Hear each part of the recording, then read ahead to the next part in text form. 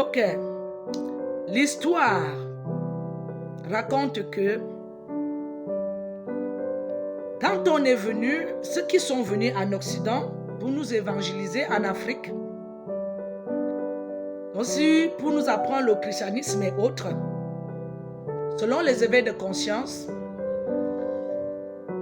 il y a eu l'esclavage, c'est-à-dire on a sacrifié des gens pour pouvoir instaurer l'église.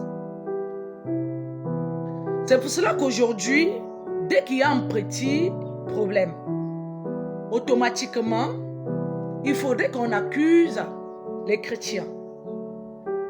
Et quand on accuse les chrétiens, on accuse les chrétiens en disant que nous, les chrétiens, on est là pour adorer le Dieu des Blancs. Ok. Je crois bien que nous tous en Afrique, on utilise le Dieu des Blancs. Le Dieu des Blancs n'est pas seulement la Bible.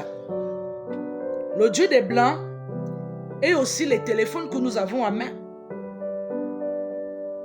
Donc ça veut dire que tout cet esclavage qui s'est passé en Afrique, on a sacrifié des gens pour pouvoir amener des autres à travailler en Occident.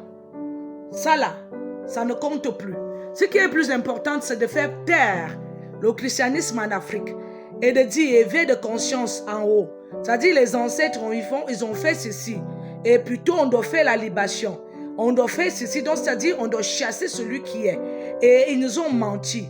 C'est-à-dire, je dis toujours aux gens, arrêtez de manipuler les enfants de Dieu.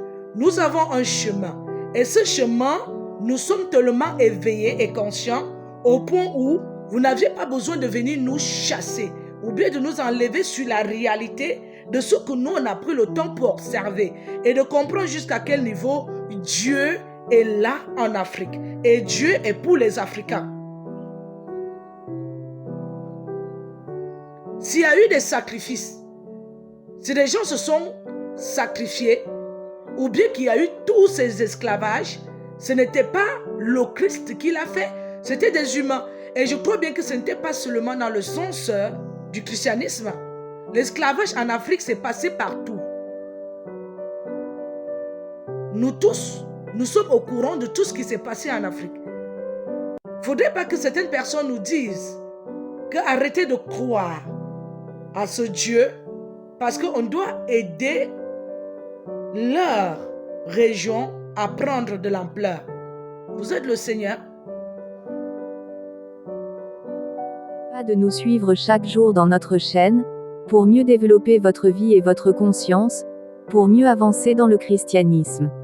N'oubliez pas de soutenir la fondation avec un don. Merci.